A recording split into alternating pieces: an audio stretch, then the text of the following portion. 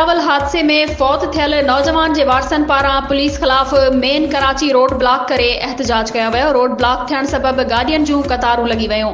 अन मौके ते मुज़ाहिरीन जो चवण हो त पुलिस जी लापरवाही सबब असांजो नौजवान फौत थियो आहे। पुलिस मंशियात फरोशन के काबू नथी करे सघे। जंहिं गाड़ी असांजे नौजवान के धिको हयो, पुलिस उन्हनि खां पैसा वठी उन गाड़ी के आज़ाद करे छडियो आहे। गाड़ी मालिक समेत मंशियात फरोश ते केस दाख़िल करे गिरफ्तार किया वञे। 24 कलाक गुज़रण बावजूद पुलिस जवाबदारन के गिरफ्तार न करे सघी आहे। जेसी ताईं जवाबदार गिरफ्तार न कया वेंदा तेसी ताईं असांजो एहतजाज जारी रहंदो।